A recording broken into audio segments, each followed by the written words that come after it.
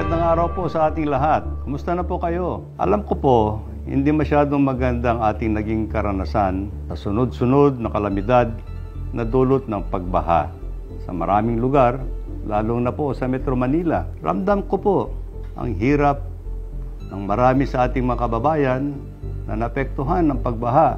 Tapos biglang nagkaroon pa itong issue ng mga substandard flood control projects. Hindi na po katanggap-tanggap ang substandard na paggawa, dinagdagan po ng mga nababalitaang guni-guni o ghost projects. Ang ating Presidente, Ferdinand R. Marcos Jr. ang nakakita sa mga ganitong ghost projects sa kanyang personal na pagbisita sa mga kinalalagyan ng mga proyektong ito. Nakakasikip po ito ng dibdib at napakasakit pong tanggapin ang mga nangyayaring ito sa ilalim ng aking panunungkulan kahit ano po ang higpit at istrikto ng ating mga pulisya laban sa katiwalian. Meron ngang nananawagan sa akin na ako po raw ay mag-leave o kaya po ay mag-resign dahil po sa isyong ito. Yan po sana ang madaling gawin, mag-resign o talikuran ko ang problema, pero hindi po ang pag-alis o pag-iwas ng responsibilidad ang tamang paraan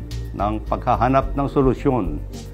Sa akin po, tatanggapin ko ang accountability, pero tandaan po ninyo, hindi ko po kukonsintihin at papayagan ang anumang uri ng korupsyon na nangyayari. Kaya nga po, nananawagan tayo sa ating mga kababayan na tulungan ninyo po ang ating Pangulong Bongbong Marcos na puksahin ang maling sistema na ito na sumisira sa magagandang layunin at paglilingkod ng administrasyon. Hindi tayo papayag na lapastanganin ang sinumang tiwali sa DPWH, kontraktor o kahit sino pa ang maglustay ng pundo na nagmula sa dugo at pawis ng ating mga kababayan. Gusto nating managot ng dapat managot, makulong ang dapat makulong. Sa katunayan, may mga ilang aksyon na tayong ginawa para matugunan ng iba't ibang issue. Kagaya ng una, pagbuo ng Anti-Graft and Corrupt Practices Committee para sumbungan dito sa departamento.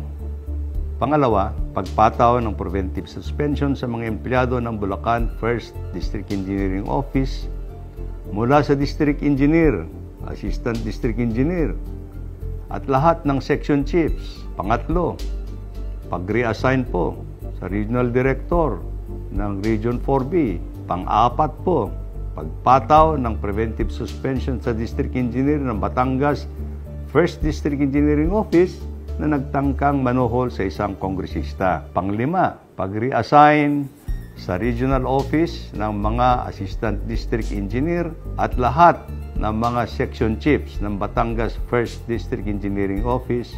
At pang-anim, tuloy-tuloy po ang pag-validate kung nandiyan pa ba ang mga flood control projects sa Bulacan at ibang probinsya ng Region 3, Region 4B, Region 6, 7, and 8 sa mga isinubmiti nating listahan kay Presidente na nagawa ng flood control projects mula July 2022 to May 2025. Samantala, meron ng sinasagawang fraud audit ng Commission on Audit sa mga kaduda-dudang proyekto sa Bulacan 1st District Engineering Office at hayaan na po natin na silang mag-imbestiga ayon sa kanilang mandato. Hangad po nating lahat ang kalutasan ng problemang ito na kagagawan lang ng ilang sangkot at mga iskalawag. Kaya po kami nananawagan na magtulong-tulong tayo. Taas noo ko pong sinasabi sa inyong